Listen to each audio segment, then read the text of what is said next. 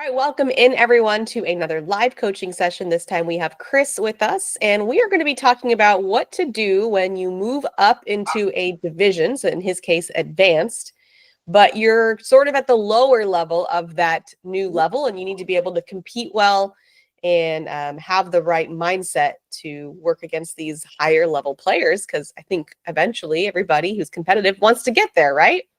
So Chris, welcome in. And if you could start off just by telling us a little bit about your situation, and then also if you could tell me your average PPR. Like my situation, I've been playing for about 3 years, and I started getting a little more competitive. And my average PPR right now is sitting at about a 812, 809, 89, 812. I've been as high as an 830 something, but then when I had to compete with the higher level, the advanced, I just didn't play as well as I thought I should have, and it's hurting. I've still managed to stay in the eights.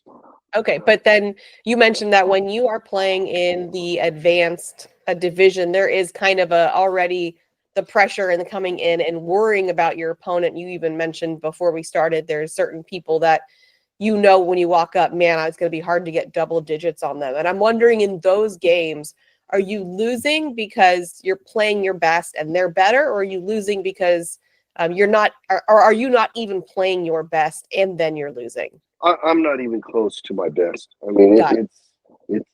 I'm throwing sometimes as low as a 5 PPR in those games, and it only takes about five rounds with those guys, Yeah. and I'm done. Okay, but you know what? This is better because this is something we can definitely work with. If you had said, "Man, I'm throwing my butt off and I can't beat them," that's a little bit harder, right? Right. So it's funny because your mindset is telling you, I really got to compete with these guys. I can't make mistakes, et cetera, et cetera. So you're playing against them, but that's like 5 steps ahead of where you are, because right now you haven't even played your best game, let alone, their level of game. You haven't even Right. met your level yet. So we want to kind of take some back steps here. And when you go into this new division, because you're, a human, you're automatically going to go, whoa, like, okay, I know I'm the new guy on the block type of mentality. It's almost similar to how somebody brand new to cornhole would feel like, oh, I'm new kid on the block in this room, right? Yeah, So I can see that. yeah, so already you just have to know that that's always going to be the thought process, or it's going to be the opposite. You're overly confident and get humbled. It can go either way, right? but either way, there's some kind of switch that happens. We see this in kids' sports too, right? You see like a kid phenom and they're doing really well, and then they move them up, and then it's like, whoa, they see the kids are bigger, they're stronger, they're used to being top dog, and now all of a sudden it's like, wow, I wasn't expecting to not be as good as everybody because I'm just so used to being really good. And if we don't deal with that, it'll decline. So your first step is just, I need to be able to play my ceiling every time I step up to the boards, no matter who I'm playing, whether it's a brand new social player or the most experienced player in the room. So our question is not, how do we beat these advanced players, or how do I deal with my mindset against these advanced players? It's, how do I throw my ceiling every single time, no matter what? Does that make sense? Yes, it does. So you're not playing them yet, right? We can, like I said, if you had told me I'm playing my ceiling getting beat, then we have to go into probably some more creative strategies and solutions. But right now we're just, how do I throw my ceiling? So that first step is actually what alleviates a lot of the pressure, because it's only you playing against you, and you can throw your ceiling. You've done that a million times. Logic tells you that's possible, regardless of what's happening on the other side, right? Right. Yeah, that makes sense.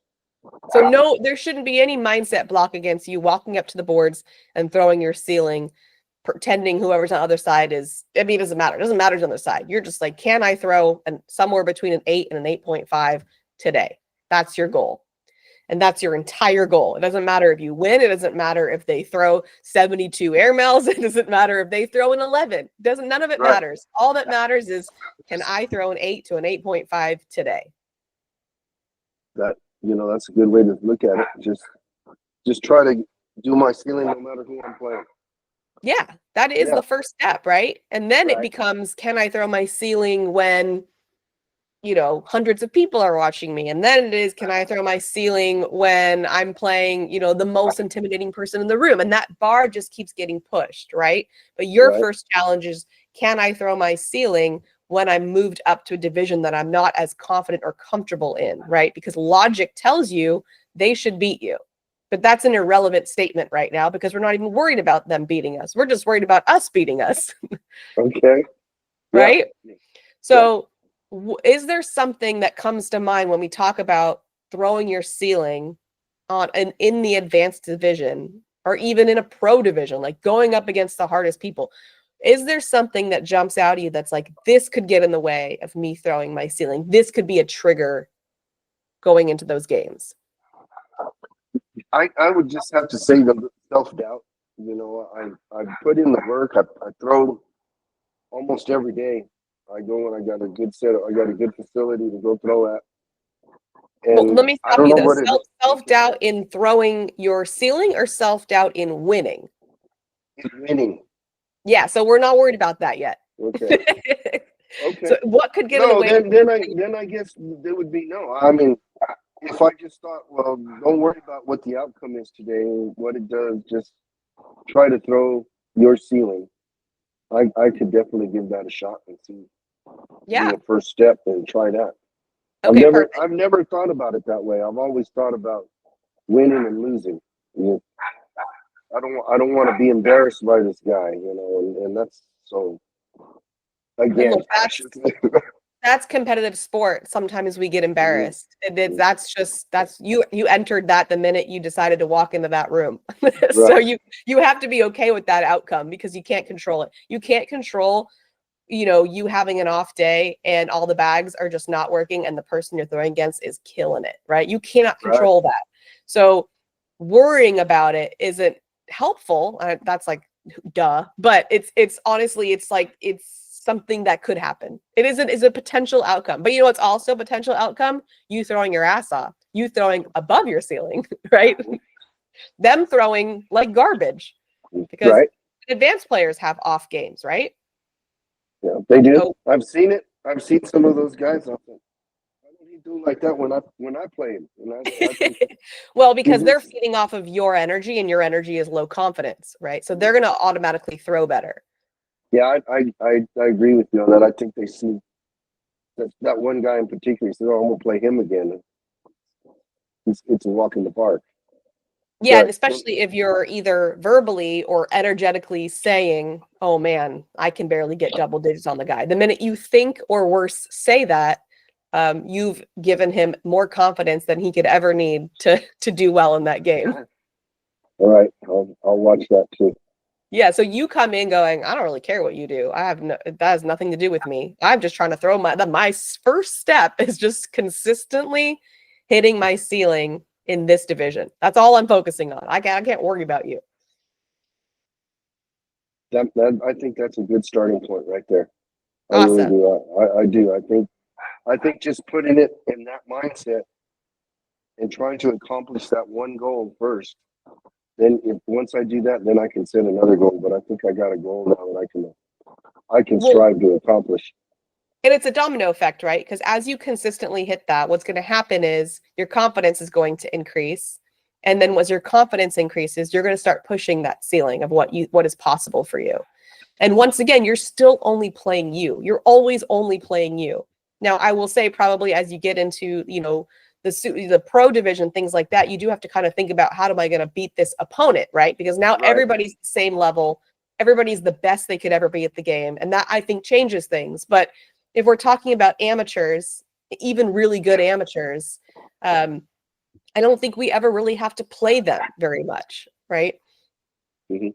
Yeah, it's when I stay around here, but I travel to about 110 miles into Texas, and those guys are, man, they're good. There's a dozen of them that are they're very good. And then I would be going into those games like, let's see if I can push my ceiling today, right? I still wouldn't focus on, you never want to focus on the outcome because it's not in your control. And you're always going to want to be process oriented. Like right now, my whole goal is to release this bag. where I want to release it and the way that I want to release it. That's my whole goal. My goal is to breathe, not hold my breath. My goal is to feel my feet on the floor and stay present. Like these are the goals, the process goals that create the outcome that you want, but you can control them. You can control whether your focus is on your breath or somewhere else. That's in your control. You cannot control whether you win. Okay. That sounds good. Okay, cool. Well, I think it's fun. Keep us updated. I want to know what happens as you start practicing these things. And I'm curious for everyone watching, what could be your triggers, your potential triggers, if you start to focus on just throwing your ceiling?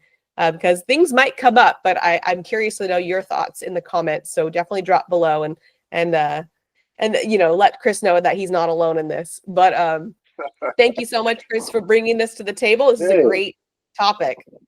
Well, I appreciate you just talking with me. I gave you something to think about, and I'm gonna sure give it a shot, and I'll let you know how it goes. Okay, sounds great. Thanks so much. All right. Have a great rest of your day. Thank you.